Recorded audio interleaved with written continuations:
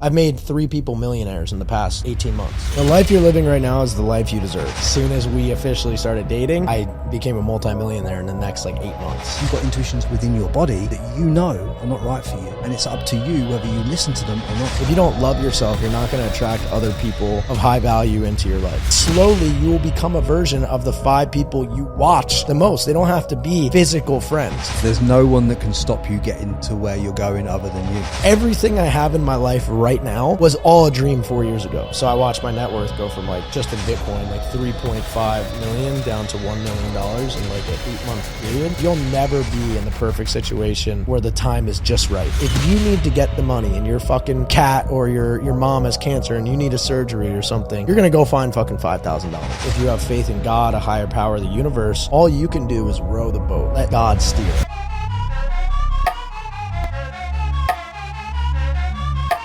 And we are back with the Frankie Lee podcast, coming to you live from the man here, Colin Yurcisin's house. Mate, thank you for having me in your humble abode. I know I'm going to get criticised in the YouTube comments for wearing shoes in your house, but I have got permission. Come on, dude. What are you doing? Yeah, I told you to take them off. You told me, yeah, but I was like, nah, do you know what, Colin, right, we've got to do it. But mate, I think your journey has been a phenomenal one. Obviously, you're someone who's been out there massively in space, building your personal brand, creating online revenue streams.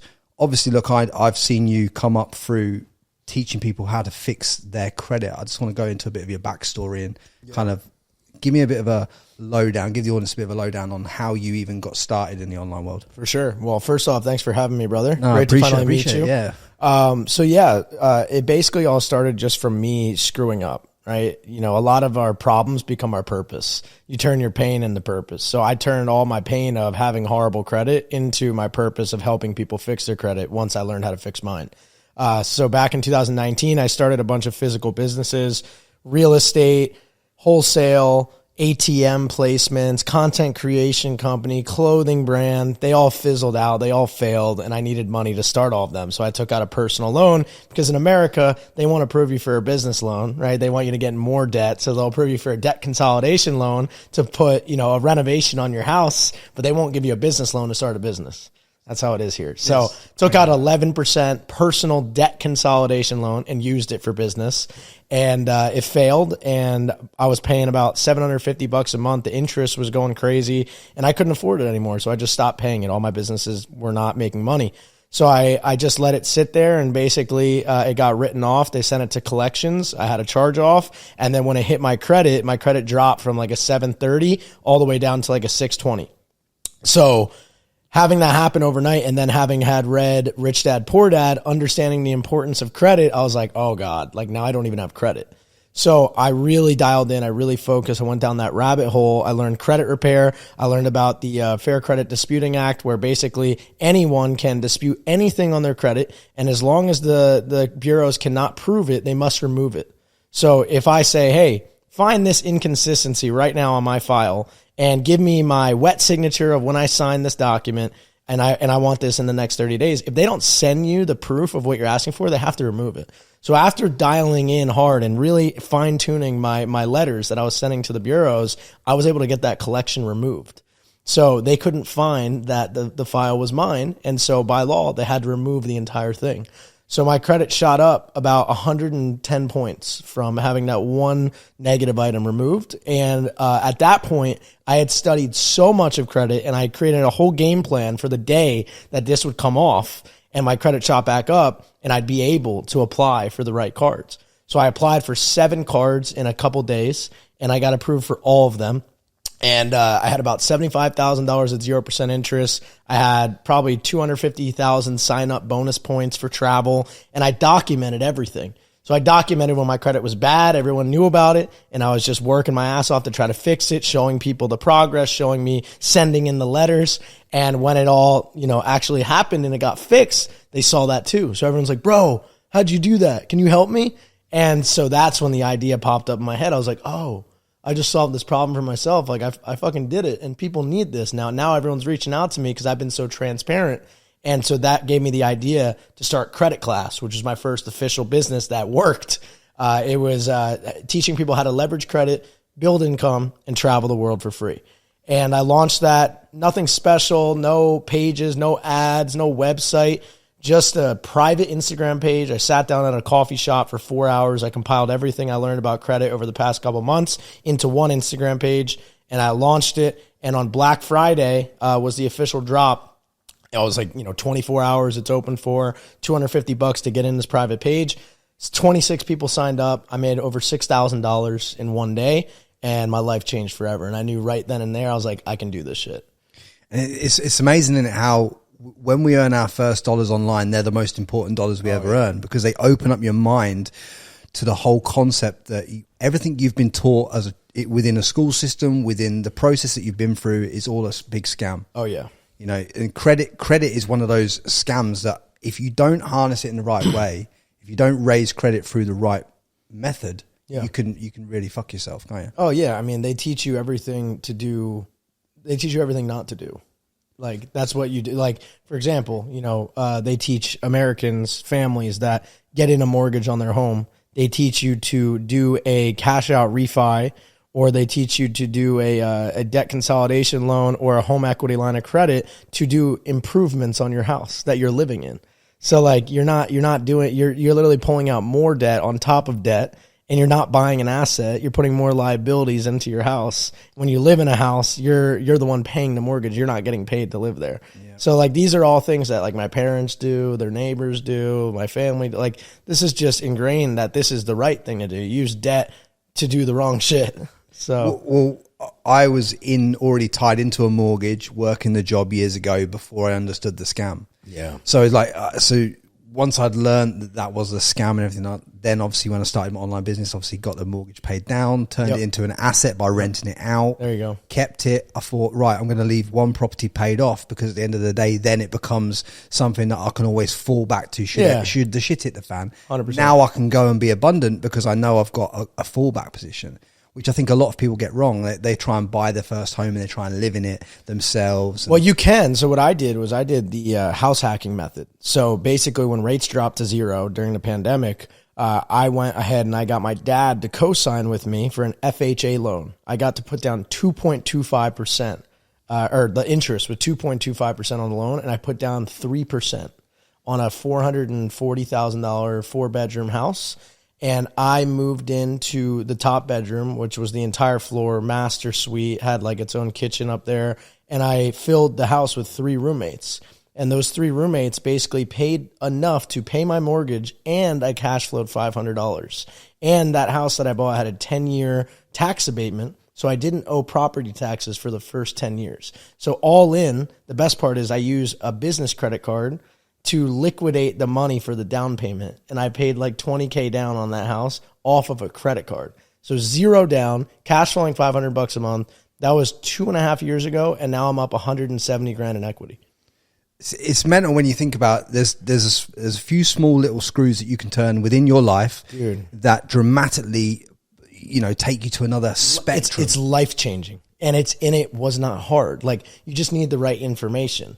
And my buddy at the time, he started doing this like 4 years before me. He does real estate in Philadelphia, and he took me under his wing, and he got me a brand new build.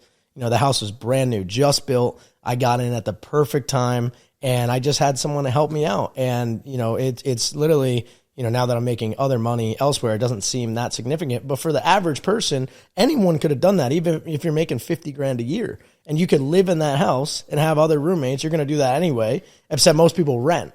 And, they're not getting paid. I was getting paid to live in my house, and they were paying my mortgage. And it's at 2.25%. So it's mostly to the principal. It's like a piggy bank. But most people that listen to this or see this on YouTube are going to be sitting there saying, well, Colin, how did you get to the position to be able to even think in the way that you're thinking? Like, what are the key things that you did to open up your mind enough to be able to conceptualize these ideas? Just understanding that you can do anything you want in this world. Like, you've been conditioned to believe that everyone else is special, that's killing it, and you're not, and that's never going to happen for you. It's complete bullshit. Every single person in the world has the same opportunity. I don't care if you grow up in a third world country. I don't care if you grow up in a rich family. Everyone has their own problems, and everyone has the same potential to be great. You might be a little far behind if you grow up in an extremely poor neighborhood and you have to go to the library to access internet, but you could still fucking do it. All you need is one little spurt of inspiration to carry you into action to, you know, start making the small steps in order to get to what we just talked about. So, I think that, you know, if you fully understand that you are capable of doing anything in this life, no matter what your circumstance is, you can do it. And that's kind of what I figured, like after a while. And I think psychedelics helped to open my mind to like, oh, like I could literally do anything. Like, you know, the conditioning was just broken in my mind once I started, you know, experimenting with psychedelics and stuff. And that really helped me just open my mind to like, oh, like everyone, like when I would meet famous people before, if I ever was in front of someone famous, I'd be like, oh my God, like treat them so different. Now I understand that everyone's just normal. Well, as soon as you treat someone who has notoriety with any kind of attention in the way that you've just said, Colin, as soon as that happens, you become in fan mode. And once you put yourself in fan mode, you can no longer be a friend. So it's like, it's a perception. That's why I don't ask to take pictures with people. I don't care who you are, whether you're Jamie Foxx or whether you're just another person to me. Man. Because every one of us, in order for them to get to where they are, they've had to be at my stage at some point. Exactly. You cannot skip steps in your evolution of yourself. No. You have to go through it. What you obviously mentioned psychedelics there is something I know a lot about because I've been on mushroom journeys myself. But what was your first insight into that to open up your mind, to open up these concepts? Was it microdosing or was it like a full journey, or how did it open up? It was a full trip. Yeah, I took LSD my sophomore year of college. And I did it with some fraternity brothers. We lived in Arizona at the time. I went to University of Arizona. So we drove up to Gates Pass. It's a mountain. And we watched the sunset. And it was one of the most beautiful, eye-opening experiences of my life. We were listening to Pink Floyd. And we had a speaker up there. We had blankets. And we just dropped the tab, hyped up the mountain. And it was like the most beautiful come-up/trip, you know, I've ever experienced. And just, you know, seeing just the world and looking up at the sky and how everything is constructed, I became like a firm believer in a creator, God. Like there's no way that this is a big bang and everything. Like I'm like, God created us and we're living in his realm that he's created for us perfectly. And from that point on, I realized like, holy shit, like I'm so connected to that higher power, that higher creation. And I started, you know, really tapping into that intuition and my antenna and receiving downloads of like, you know, intuition, whether, you know, I'm doing something good, whether I'm doing something bad. And that sort of aligned me on my path of, you know, my purpose. So yeah, that, you know, transpired into doing mushrooms, I just did an ayahuasca retreat back in May. And so, yeah, I use psychedelics to really get closer to that creator, to God. And everyone's different though. Some people use it for, you know, fun at a music festival. But if you really use it as a tool to dive deeper into, you know, the fourth dimensional realms and intuition and learning from, you know, your higher self and God, I think they're profound. I think it's learning to trust yourself as well. Yeah. By taking yourself, I mean, I've done it differently to you. I didn't take it with my friends or anything. I've always took it in a controlled environment with like a shaman as a guide type scenario. Yeah. And what I learned was in that I got taken out of my body and I got shown myself for who I truly am. So it removes all the bullshit, removes all the conditioning, reconnects neurological pathways in your mind that you couldn't put together in the realm that you're in. Correct. And then when you've got these neurological pathways put together, now you can conceptualize ideas that you could never conceptualize before. I agree. It's like, oh, Colin's just told me about how to hack my credit. Colin's just told me how to hack my house. I've never heard these concepts before. It's like it takes you out of the reality that you think your whole life is constructed in. Yeah. It removes you from it. It shows you it, and then you look at it from a new perspective. Something that was super profound that piggybacks off what you're saying was when I did my first LSD trip, I was in a horrible state of mind, and I had horrible acne, like cystic acne. I was on Accutane, which is a medicine that's like really, really extreme to get off. Basically, I went up and I did all of that, and I came back, and I was afraid to look in the mirror. Because I was like, I don't want to see my face. I don't want to see, you know, how my acne looks, especially on LSD. Everything looks crazy. And I finally looked, and the acne was gone. And I saw straight through the acne into my future self. And I had this crazy rush of confidence through my entire body like I've never felt before. And I could feel like my muscles, and I could feel my posture, and I could literally see who I was becoming in the future. And I've never had more faith and trust in my life than that moment. And I was like, everything's going to be okay. This is just a temporary phase in my life of discomfort, of growth that I'm pushing through. But I need to trust and I need to have faith because I'm going to become that person I just saw. From a spiritual or universal point of view, when you have something like what you've just said, a skin complaint, something like a rash or acne or something, that says that there's something within you that's getting under your skin. I was in the wrong place at the wrong time. Like I was in a fraternity, pledge master, drinking, abusing drugs, girls, just the debauchery lifestyle. And it was definitely not where I was supposed to be. And I think that was an outbreak of my inner self telling me, get out.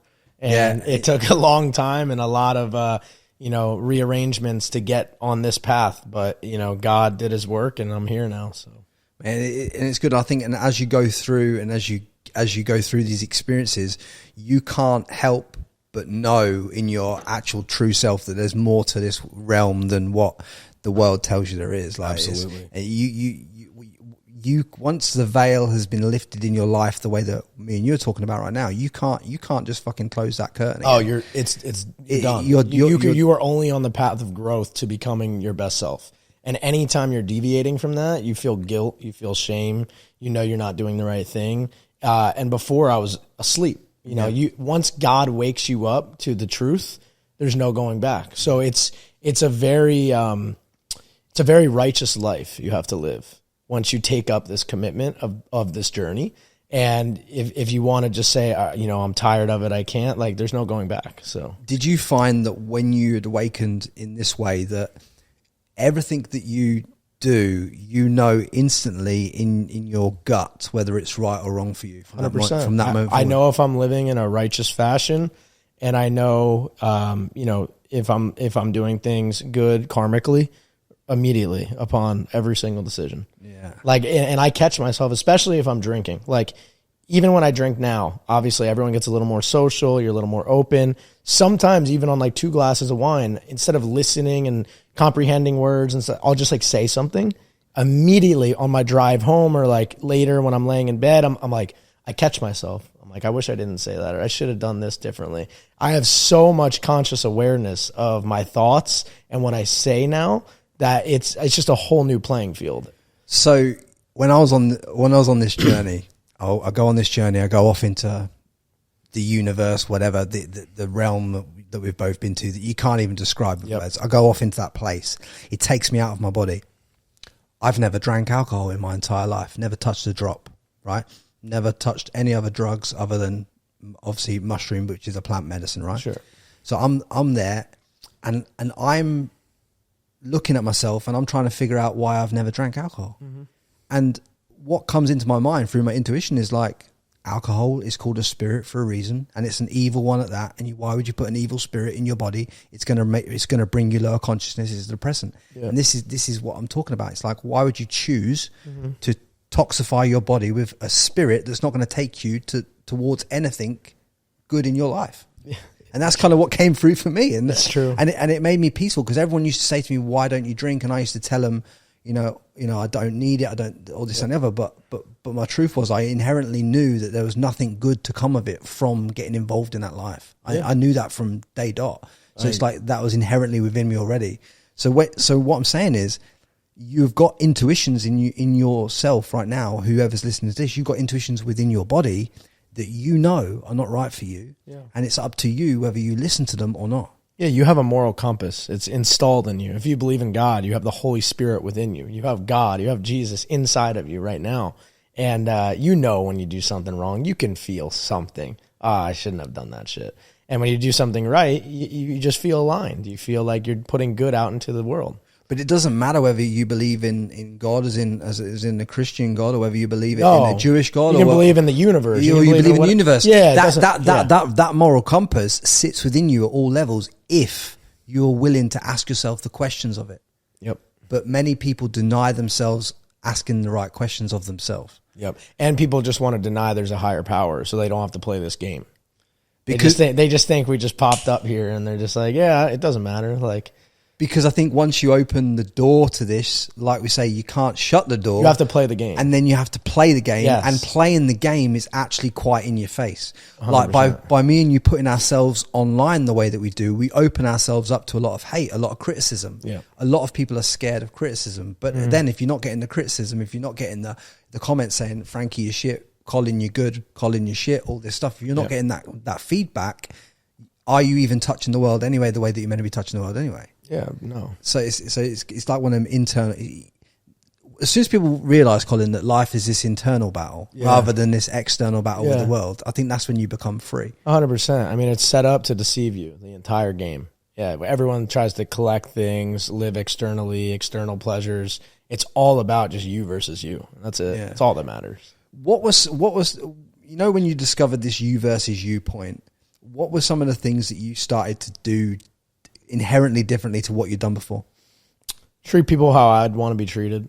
I mean, just being immature and growing up, I didn't understand the karmic laws, and now I do. So in business especially, you want to offer services that you would buy. You want to offer services that have worked for you and are going to help other people inherently. So, with what I do today, it's all in alignment of this law, of this universal law, of the law of karma. And I put out good into the world, and I truly believe that everything I do every single day is inspiring and impacting someone, somewhere, in some way. So, whether it's just me posting my morning routine, waking up early, posting the positive quotes, someone's listening to that, and their entire day has just changed because they were in a negative mindset. And, I connected with them and showed them exactly what they needed to hear at that point. And I get messages every day from that. So just being in that alignment with my conscious and with God, it really makes me fulfilled.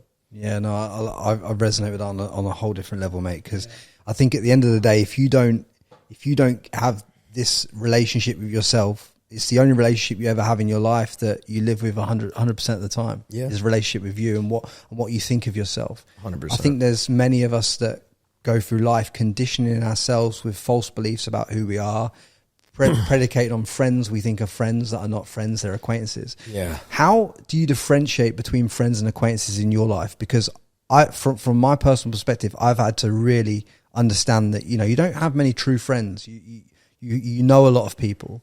But in order to become a friend in my life, I've got to be able to add value to you. You've got to be able to add value to me. It has to be an equal transaction to be able to be a friend. What's your opinion? Yeah, I totally agree. You don't need more than 3 friends. And before, especially when you move to a new place, you want to be out, you want to get to know everyone, you want to be everyone's friend. That's, how the toxicity begins, because a lot of people are not in this way that we're talking right now, how we are. So I just really focus on myself. As selfish as that sounds, that's actually the best for everyone. If I become the best person, I will attract the best people. And, I will add value into their lives. Every single one of my friends, I have poured immense value into them, whether it be business, other connections, relationships. When someone reaches out to me and, makes a first impression, I always try to extend them my network, resources, whatever I can to be at value to that person. And once again, if you believe in the law of karma, whatever you put in is what you're going to get out. You reap what you sow. So, that's basically how I've been doing it. And, moving here, I had a lot more people surrounding me, and now I have just the right people surrounding me. And I don't really focus on, becoming like the most social guy out there that's connected to everyone. I have an incredible network, but it's really just all come from me focusing on me being in alignment with my purpose. And then that attracts more people that are in alignment with their purpose. Yeah. So all of my friends, if you really do an analysis on the 5 closest people to me, you will see that these people are all living completely in line with their consciousness, are spiritual, have a connection with God. And we're all the same, but different at the same time. We're all on our own paths. As the way of the superior man states, it's like you have aligned yourself with your highest purpose and pursuing that, which you've done.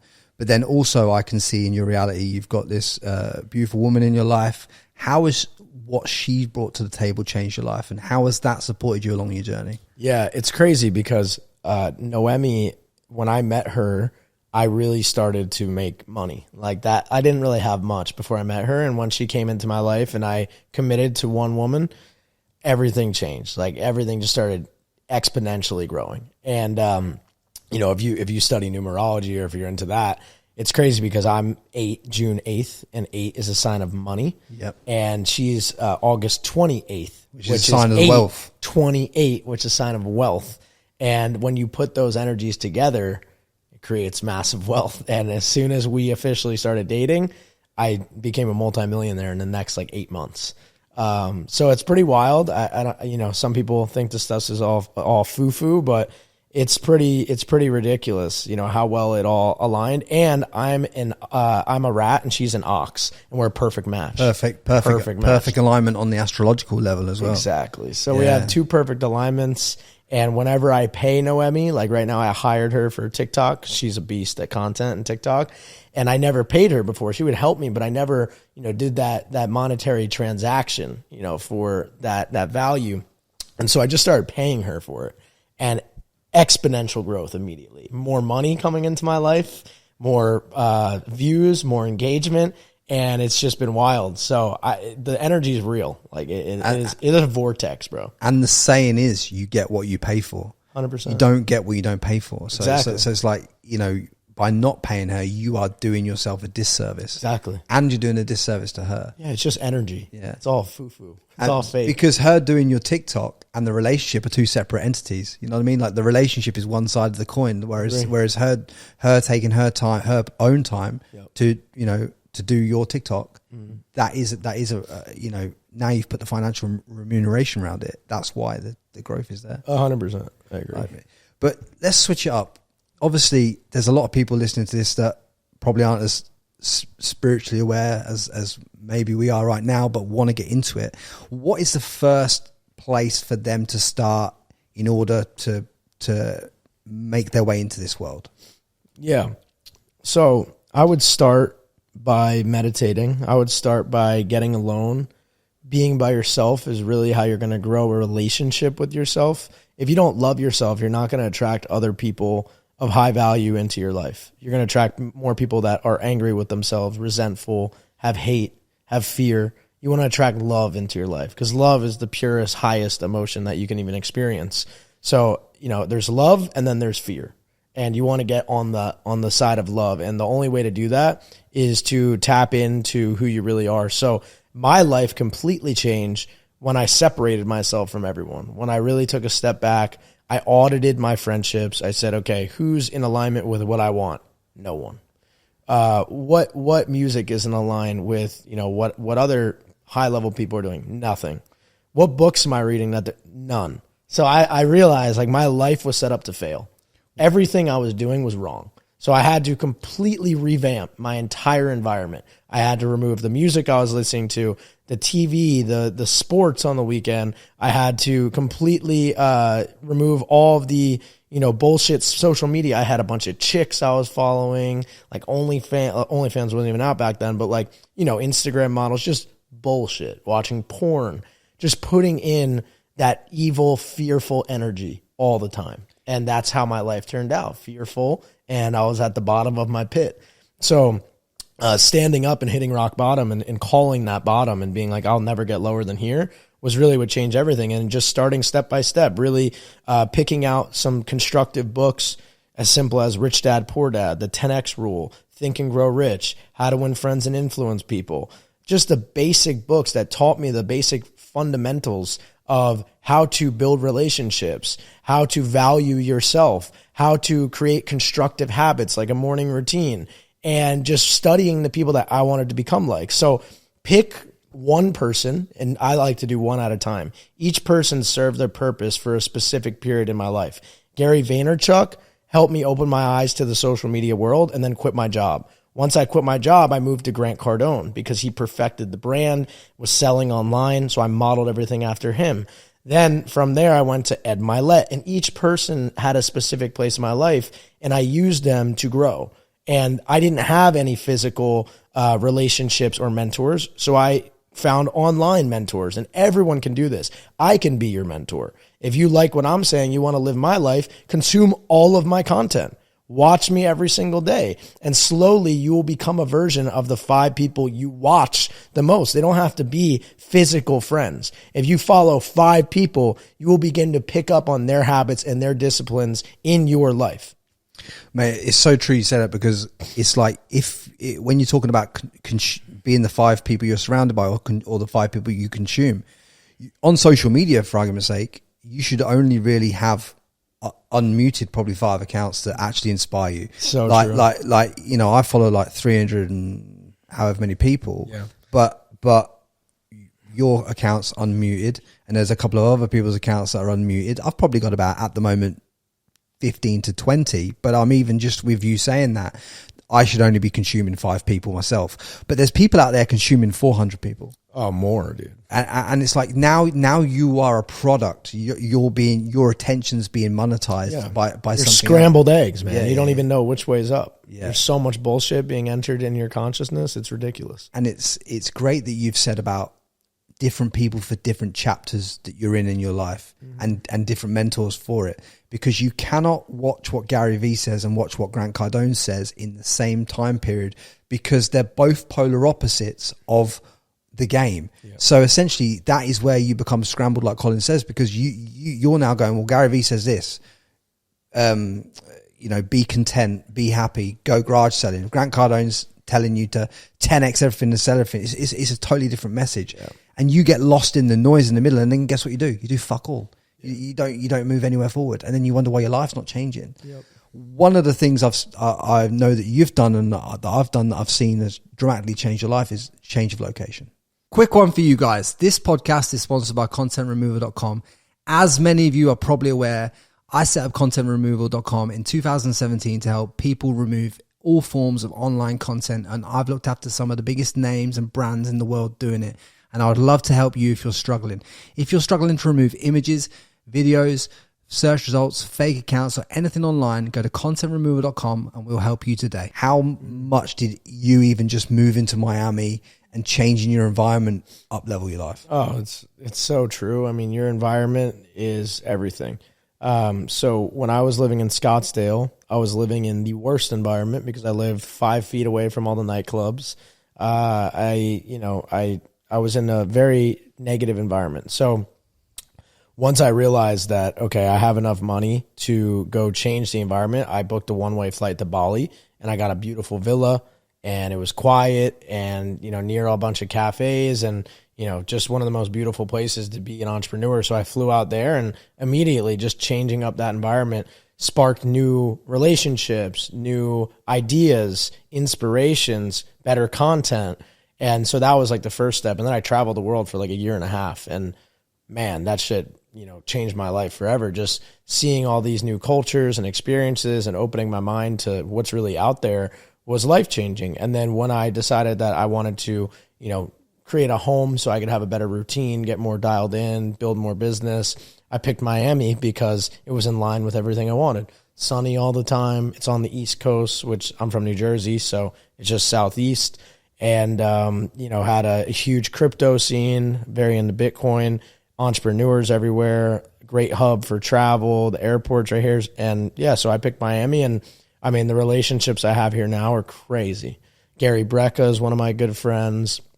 There's just so many people that I could name that have changed my life that are in a, couple mile vicinity of me now that I can call up whenever I want and, either add value to them or hang out with them. And it's incredible. Obviously, look, Gary is someone I'd love to get on the podcast myself, but one of the protocols he's obviously invented is the 10x health stuff, and he's partnered with Grant Cardone to do it.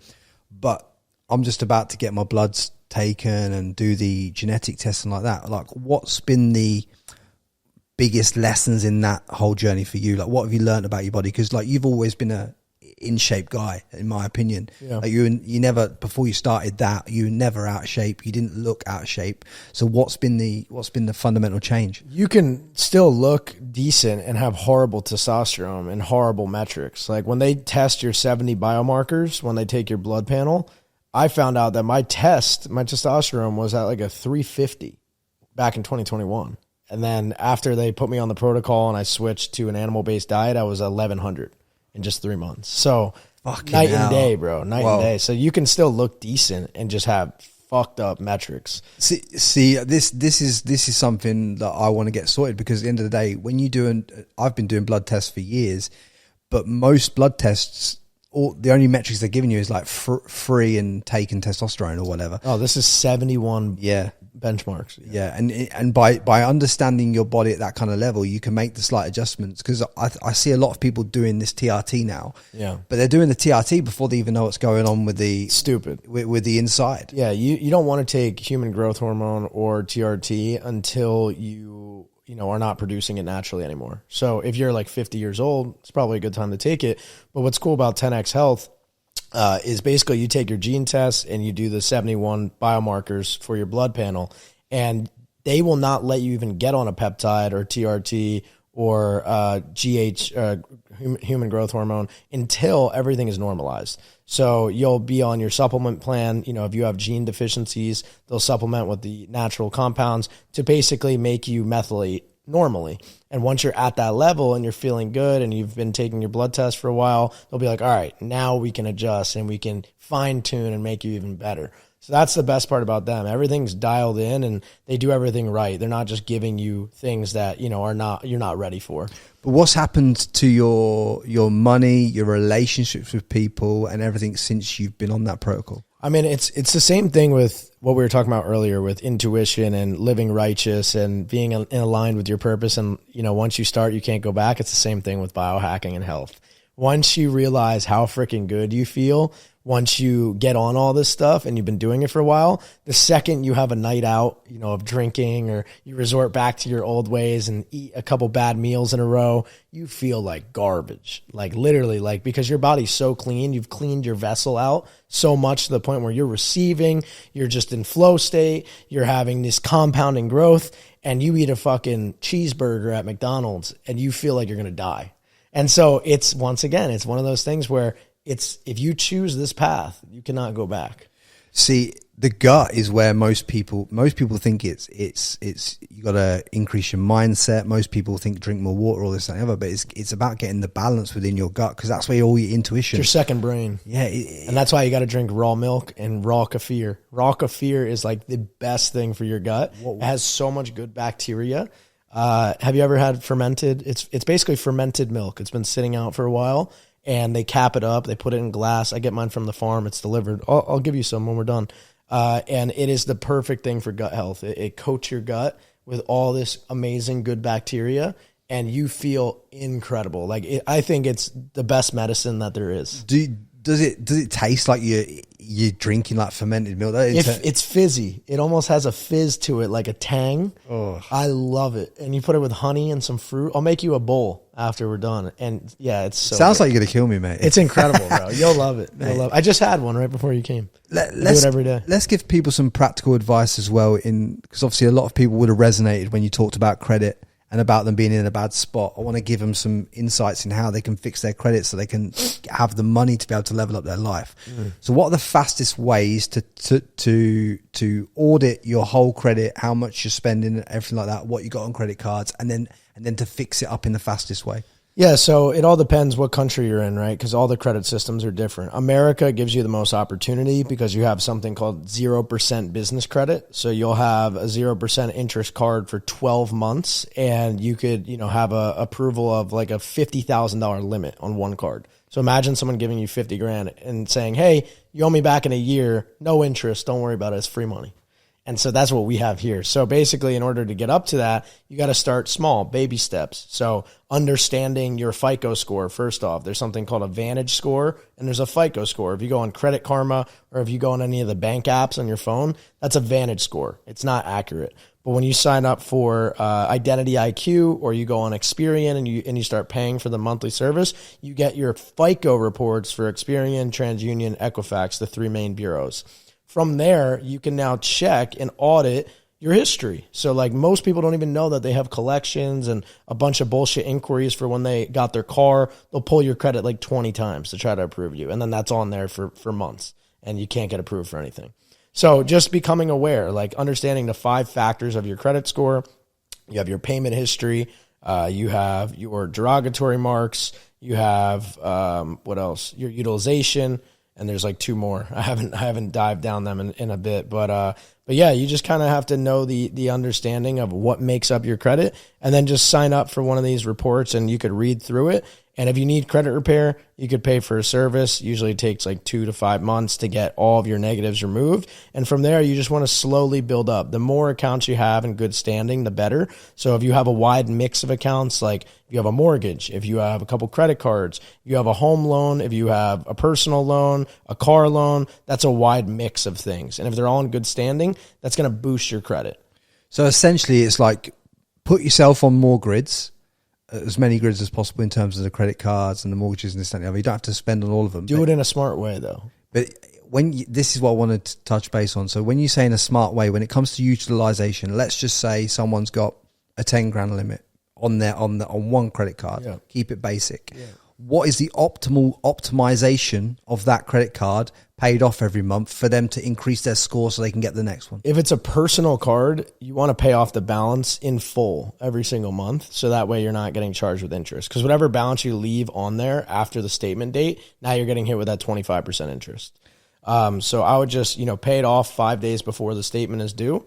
And that way the balance is cleared out and you can, use the credit card without it negatively impacting you. Are there two different credit scores? One for a business where like the LLCs get the cards, and then there's one for the personal. Yeah. So believe it or not, in America, like to get approved for business cards, they still take into account your personal credit. So it's called a personal guarantee. Right. So if I go to Chase right now and I'm like, hey, I got this business, I want to get a business credit card. What they would do is they'll say, okay, give me your social. They look up your personal credit and they piggyback off of that. So if you have horrible personal credit, you're not getting approved for a business card. The only way to start business credit from scratch is to open up a Dun & Bradstreet number, and you get your paydex score, which is 0 to 100 instead of 350 to 850, which is personal credit. So basically they're completely different, and you'd have to build it from scratch. If you don't want to attach your personal name to it, you'd have to go to a Home Depot or a Lowe's or like one of these furniture stores. You got to ask for a net 30 or a net 60 account or a net 15 account, which means like they give you a store card or a line of credit that, starts at like $500, and then you pay it off every 15 days, 30 days, 90 days, whatever your term is. That will start to build your paydex score.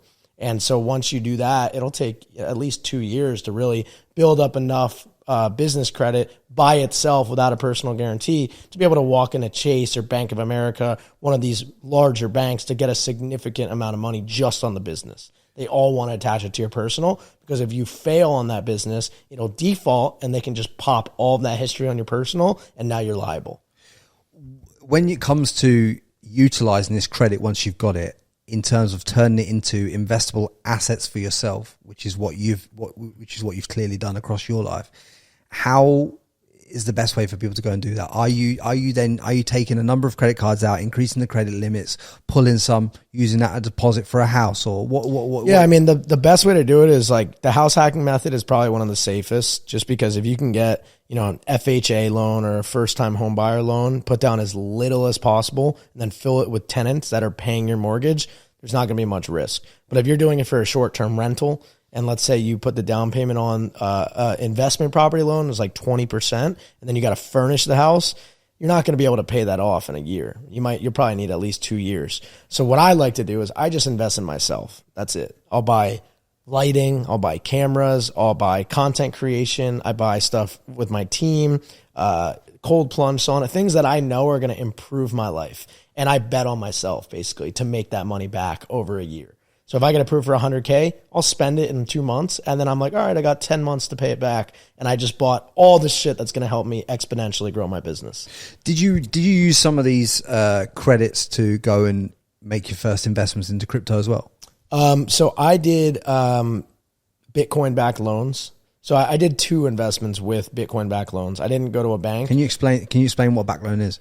Yeah, so basically it's a collateralized loan. So basically if you have crypto, there's some platforms out there, and this is not financial advice, this is very risky, but you could say, hey, here's 20 Bitcoin. I'm going to give to this, this custody provider, and they're going to take that Bitcoin as the collateral in case you don't pay back your loan, and they'll issue you out a 50% LTV loan. So if I give them $100,000 worth of Bitcoin, I could borrow 50K, but they will keep that 100K if I don't pay off the loan.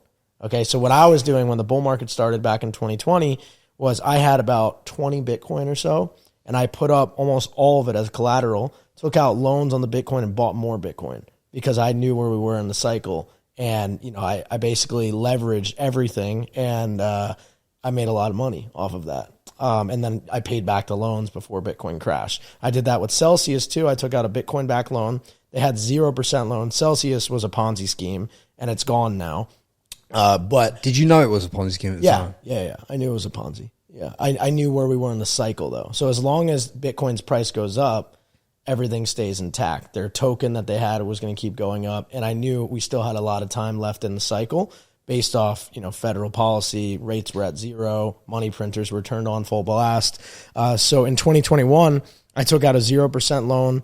I believe it was 35% LTV. So I had to put up a lot of Bitcoin, and I took out a $120,000 loan on Celsius for 3 years. And I knew that I was going to pay it off before then, but I bought my dream watch. I bought a Patek Philippe Nautilus 57 1A, which is like one of my favorite watches. Wore it for 3 months, bought it for 120 grand, sold it for 165 3 months later, and profited 45K. Took that money and then paid off the loan, got my Bitcoin back, and then it crashed. So everything you do in life, as we're learning, is all about leverage. It's all about leverage. But before you can leverage anything, you have to understand the insights and understand what you're playing with. Yeah. So how long did you put yourself in the frame to study Bitcoin, study the charts, understand what's part of the cycle we're in? How long did all that take you? I was probably like the second I bought Bitcoin, I bought it at the bottom, like in March of 2020. So I bought 5 Bitcoin for about $4,500.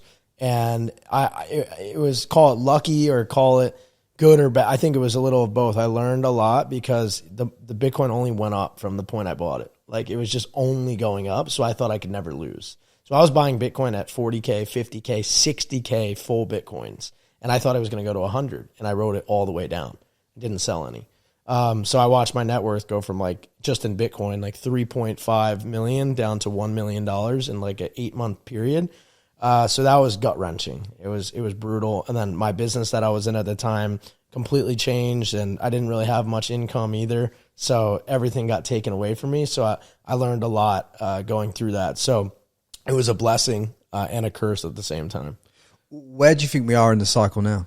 I think we're at a great point in the cycle. I think, the Bitcoin ETF is obviously going to get approved very shortly here.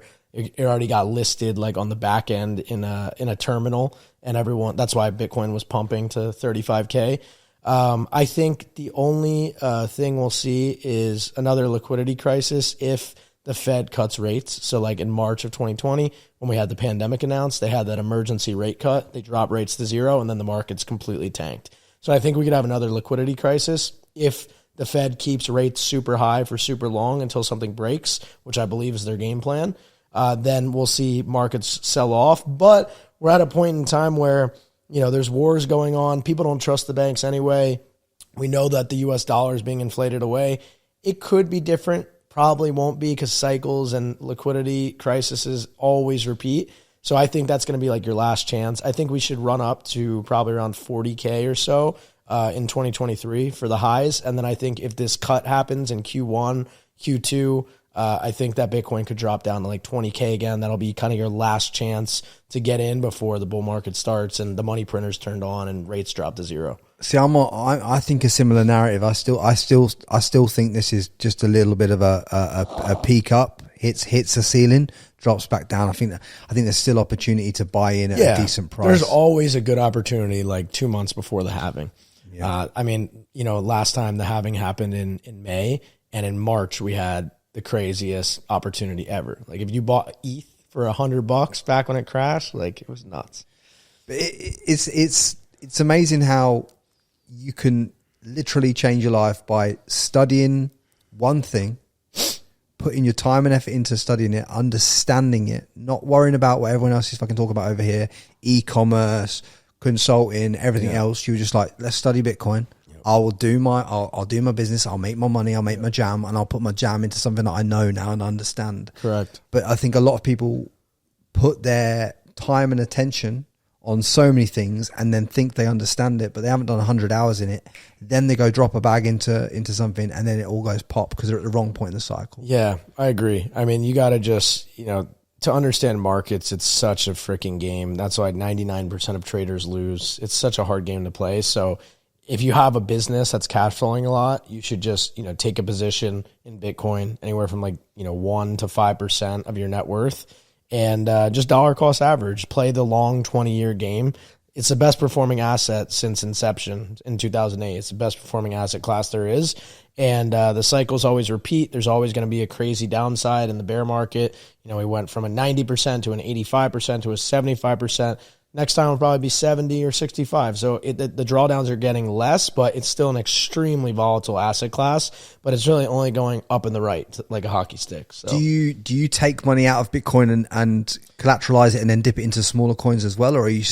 No. I just keep my Bitcoin stack. I have a crypto mastermind now with my partner Luke Davis. He turned 20K into 7 figures, and he's like 21.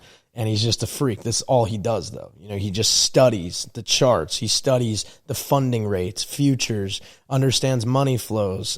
He created an algorithm that monitors everything and gives us buy signals. So I kind of just leave it up to him. He doesn't manage my money, but I get all my signals from him. And basically, I'll start rotating Bitcoin into ETH and things when the cycle starts taking off, just to basically sell out, when liquidity is super high, because I'm not going to go through that drawdown again. Yeah, and I think I learned that the hard way. I didn't have as many Bitcoin as you. I only had 3, but I still felt the pull down of it. Do you know what I'm saying? I had a lot of other coins as well, and do you know what I'm saying? I went from 350K to wrote it down to 150. Yeah, it was just an horrendous thing to go through, and obviously it's not fun. But you learn these lessons. That the lesson I learned from this was there's nothing greedier than a human that just thinks that everything's just going to go to the fucking moon all the time. I know. Do you know what I mean? And to even just think back to the way that I was thinking back then in terms of this investment and how it's always going to go up, and do you know what I mean? You start to believe your own narrative. Yeah.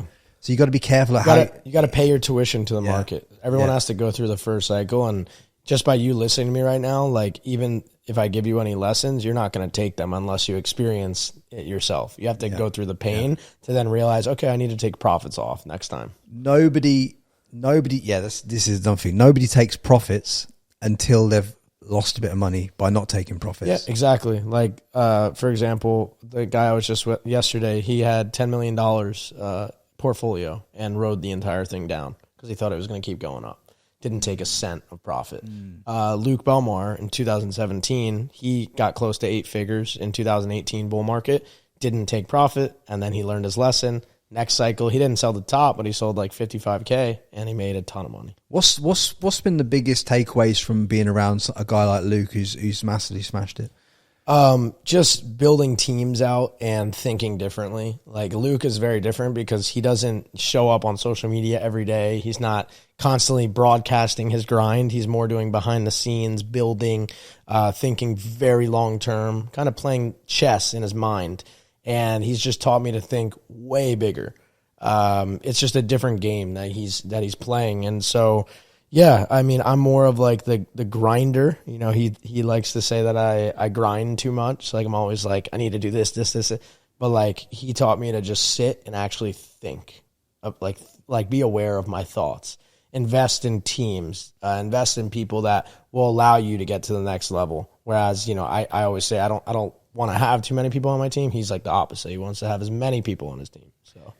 And there's no one that can stop you getting to where you're going other than you. Yeah. Essentially. And you will always stop yourself because whatever you can conceptualize as you, I could sit here and think, biggest education in podcast in the world could be my pinnacle, but even that's too fucking small of a thought. Exactly. Whatever you're thinking is you're only going to get to your greatest peak in your mind. Yeah. And you won't go further. So. And anyone that's climbed a fair few mountains in life understands that when you get to the peak of a mountain, there's always you look up, there's another mountain to climb. So you're on this never ending cycle of just self-improvement.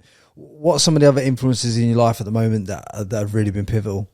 Wes Watson has been big. He moved to Miami, and I got kind of just indoctrinated into his content and his mindset and his discipline and his early wake up times, how he went to prison for 10 years and still has that same discipline being free.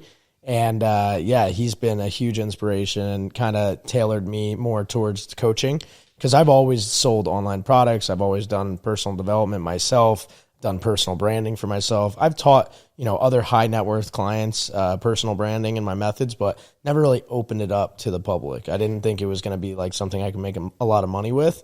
And he taught me that the more simple it is, the more success you can have. You don't need deliverables. You don't need all these courses. You don't need ads. You could just literally say you're a coach and help people, achieve what you've achieved. And that's enough. So.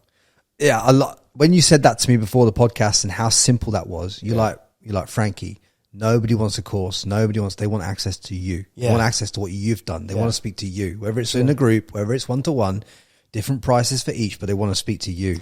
Yeah. And I'd never thought of it that way because obviously going through building a podcast like this and building an audience that I've given value to over time, there's people that ask me stuff all the time that I could give amazing insights to, but I don't have enough time in the DMs.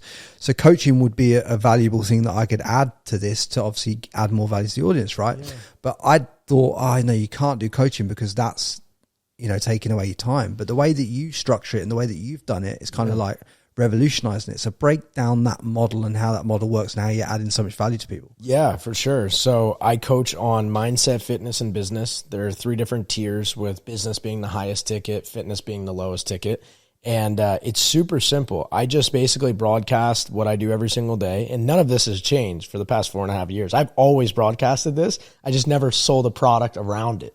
So I broadcast my discipline, my morning routine, my prayer, my positive quotes in the morning that I read, me at the gym, lifting, me eating healthy. And I'm always tying it back to a product, which is my coaching program. So it's like when I'm at the gym, I'm just, pumping my weights, getting a crazy pump in, taking pictures. Hey, you want to get shredded like me? You want to, have my workouts? I'll customize them for you. And basically I just say, DM me, and people DM me. And I have saved replies in my Instagram DMs. So you can do this thing called save replies, where you basically hit a keyword. You just say like one, pull up a paragraph that you've written before, and you just press send. So instead of me typing out everything, I have like 10 different save replies with checkout links, with what my programs are. And everyone basically says the same shit. They're like, hey, bro, I'm interested. And I just go through that whole process. So I'm able to do that with no sales team. Once they pay, everything's integrated on the back end. I hired a team to build out my systems. So it onboards them into Trainerize, which is, my platform where I send them their macros, where I send them their workout plans. It gives them access to Mighty Networks, which is kind of like our Facebook page, where I put the call links at, where they can communicate with all the other members. And then that's pretty much it. And then I show up once a week on Saturday at 1 p.m. for an hour for my fitness and mindset coaching students. And then I show up on Sunday for 1 hour at 1 p.m. for my business students. So 2 hours a week. If you're a business client of mine, you get one-on-one call where I basically give you my whole game plan on how I've sold over $12 million through organic stories on Instagram over the past 4.5 years. And I customize it to what you're selling. So whatever product or service you have, if you're not making over $50K a month, like I have a process that gets you there. Like it's proven. I've done it. I've made 3 people millionaires in the past 18 months. Jack Hopkins, another guy named Boris, started at zero. Jack Hopkins was on my podcast too. So you helped Jack? Oh yeah, I started him. Yeah, he had nothing when he joined my shit. I gave him the entire game plan. He followed exactly what I told him, and he blew up. Obviously, he's just turned over to Jack Hopkins. Obviously, he's known as the CEO of Testosterone. CEO of Testosterone, yeah. So he moved to Thailand, inspired off my move to Bali, and followed my game plan and just absolutely crushed it. My first call I ever had with him, he was white as hell, living in a barn at his mom's house, for like, no money, just quit his job.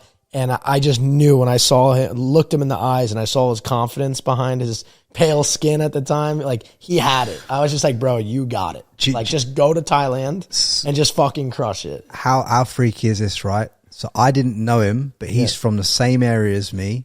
We lived miles apart. We went to the same boxing gym at different times. Wow. And I was with him the week in Dubai that he made his first ever 100 grand week or month. Wow. I think it was his first ever 100 grand month, actually.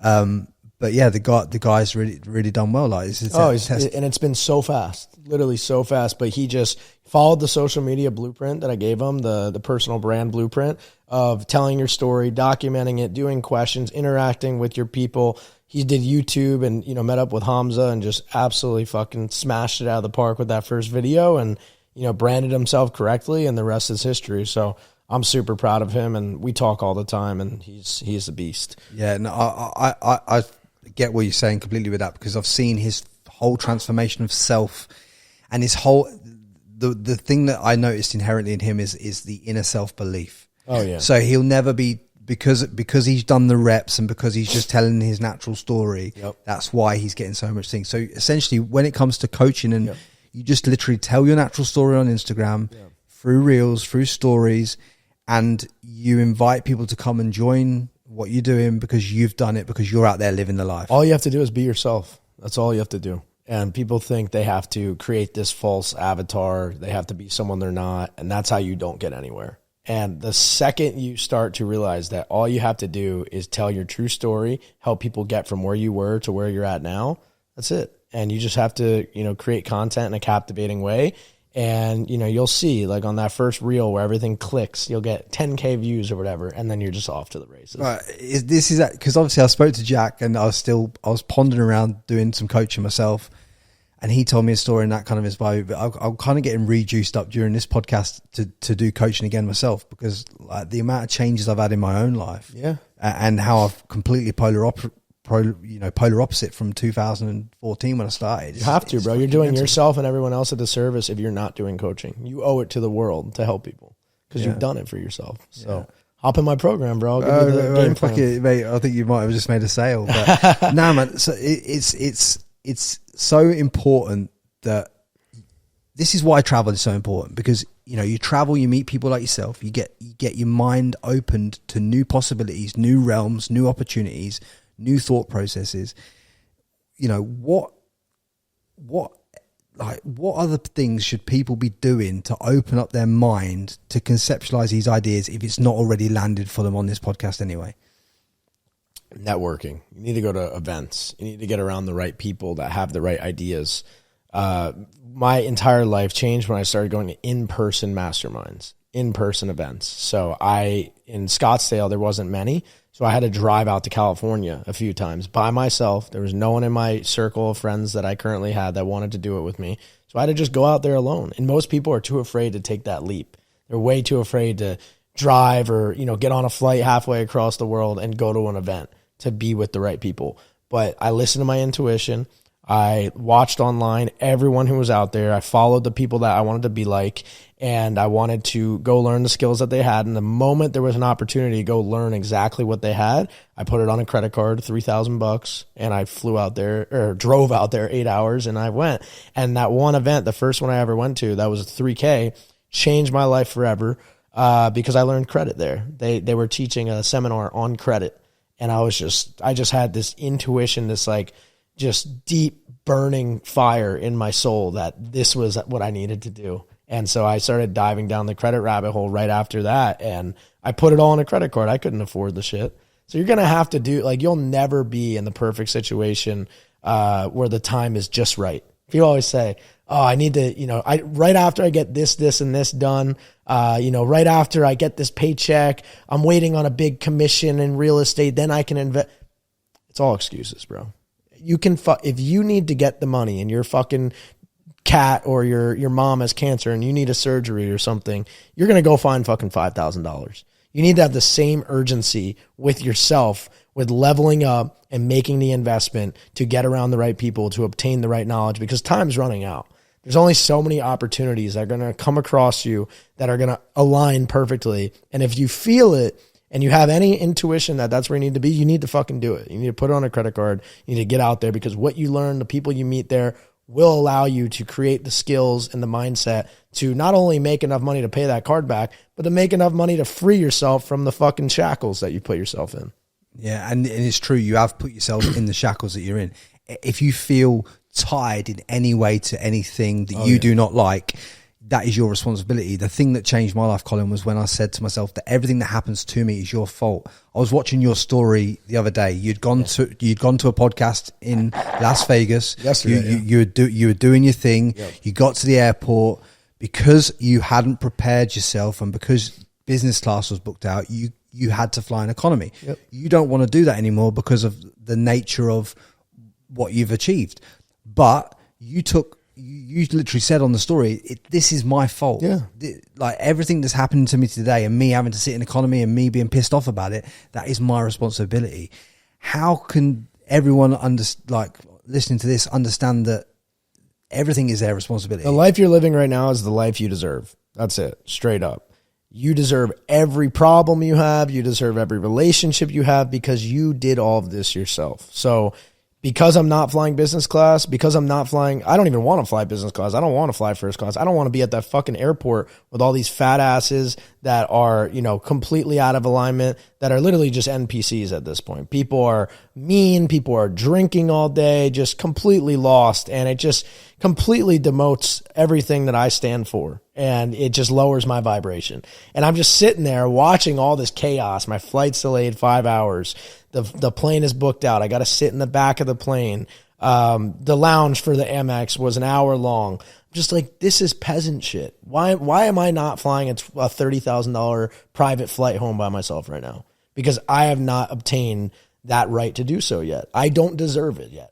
I need to work harder. And until I do, I have to suffer through this. So I use that fuel as motivation to fucking get me to the other side. Whereas most people will just be like, this sucks. Like, why me? Like, they just blame everything. The pity party. It's a pity party. Why is this happening to me? Instead of, this is happening for me, so I level the fuck up and never come back to this shitty airport again.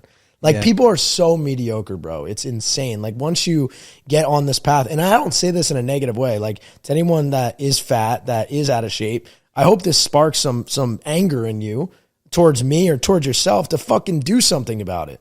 Like, I know kids that have lost 300 pounds and are crushing it in life and are millionaires now. And they used to be a fat ass sitting home every fucking weekend, eating Snickers and playing video games till 3 a.m.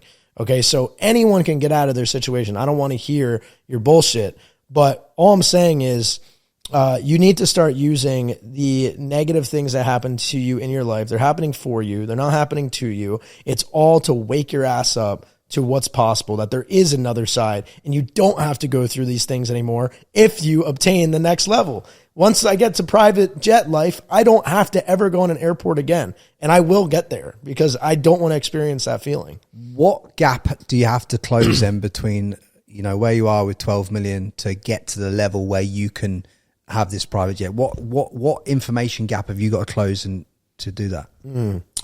Time. I mean, it's a time thing. I think I could stay on the same path of coaching and make $100 million for sure. I mean, think about Tony Robbins, right? You just have more events, you grow your brand, you do private equity deals, you grow your network. It's just time. I'm aligned with my purpose, and I know that just by my habits that I have, my daily disciplines, the friends that I have, the decisions I make on a daily basis are in complete alignment of a billionaire.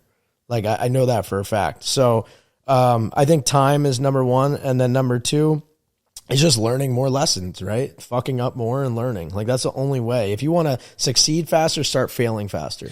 Have you got someone at the level you want in terms of like the jet and everything like that you're modeling right now? That's something that I've actually been manifesting and praying for. I would love to have a mentor that's, 60 years old that meets with me once a week, that pours into me and just, wants to give back because he's reached a level of success that, what else is there to do besides bring up the next level of people? So I've been manifesting that. I don't have someone like that yet.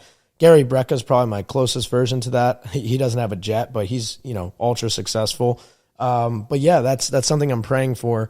And it's crazy because I don't know if this is the mentor, but I was saying a prayer when I was in Vegas for this, because my buddy Wade, he has this. He met a guy in AA. Steve, exactly. You heard about him already. So he's telling me this, and like he said he's going to introduce me, but that's kind of his mentor, so I want my own version of that. And so I started praying for it yesterday on the plane, and I'm manifesting it. And I walk into the sauna at the Caesar's Palace, and I'm just sitting there, and there's this older dude sitting next to me, and I'm pouring the water on the sauna to make it hotter. And he's like, oh, I heard, just talking shit about saunas. And he's like, I actually watched this podcast with Gary Brecka the other day. And I'm like, oh, Gary Brecka's a good friend of mine. And so we start connecting, and he starts telling me he's in private equity. He's about 60 years old. He starts asking me a bunch about health. I'm giving him value. I get his number. So I don't know how rich he is or how successful he is, but he's a super cool guy. And I was like, wow, like that's how easy it is. Just by manifesting and praying for it, God already just gave me a hint of like, this is how the connections happen. Like, some people, I was watching The Big Short on the way home, and it feels like such a slight little chance, or like just a little spark of luck where, the people that found out about the housing market trade, how to short the CDOs, they, came up, they got a random phone call to their brokerage office, and the guy mentioned something about shorting the housing market, and that wasn't a call for them, and they just hung up. And then they were like, wait a second, the housing market, that's the most stable thing ever. Then they looked into it, and then they found the trade, which was $1 billion profit trade just by chance. So it's like thoughts become things. So like earlier, you were about to say something and caught yourself because you were like, I want to get better at whatever, instead of saying like, I am good at it, and anything you say holds a lot of power, and it pulls that reality closer to you. So if you're praying and manifesting for things and visualizing things in a way that you want, you'll see that life kind of orchestrates itself to have you in alignment with those things, and it pulls those thoughts and realities closer to you. Everything I have in my life right now was all a dream 4 years ago. I wanted everything. I wanted the girl. I wanted to be flying private from time to time. I wanted to have this network that I have. I wanted to, have complete freedom, have businesses, be helping people. I have it all. Now I need to think bigger. And when you've got it all, you realize how you wish you'd thought bigger at the start, right? That's it. You just have to think massive. Like, your thoughts should scare the fuck out of you. So obviously, manifestation is one of those things where we either take people down the rabbit hole or we lose them. So I don't want to lose people on this podcast at manifestation. So I'd like you to explain how you're manifesting your life and how you're creating that. Like, give me the systematic breakdown of how you manifest. Yeah. Because obviously your reality is awesome. I walk in this house, it's fucking unbelievable. I can't even describe it to people because I wouldn't be doing it justice. I love the life that you live in. I love the life you've created. I want everyone on this that listens to this to be able to do that for themselves. So what are the techniques and the wisdom you put into this manifestation? Yeah, so I think it all starts with, something as simple as a whiteboard or a notebook, and you write how grateful you are for what you currently have. Because if you're just trying to, say, oh, I don't have this, or you're thinking in terms of lack, you're not going to experience abundance. So we all have things in our life that we can be grateful for, no matter how bad your life is. So find those things. And then what you start doing, you start sprinkling in things that you don't have yet in this current reality. Time hasn't caught up yet, but start being grateful for the things that are going to happen. So I would manifest by saying out loud affirmations. And I would do this with my girl when we first started dating, because she was waking up on time. Now she sleeps in a little. But we would sit and we would literally have our vision board in complete alignment. So she would have her stuff on the left. I had my stuff on the right, where we wanted to live. House on the water. I could show you the board after. It's fucking crazy.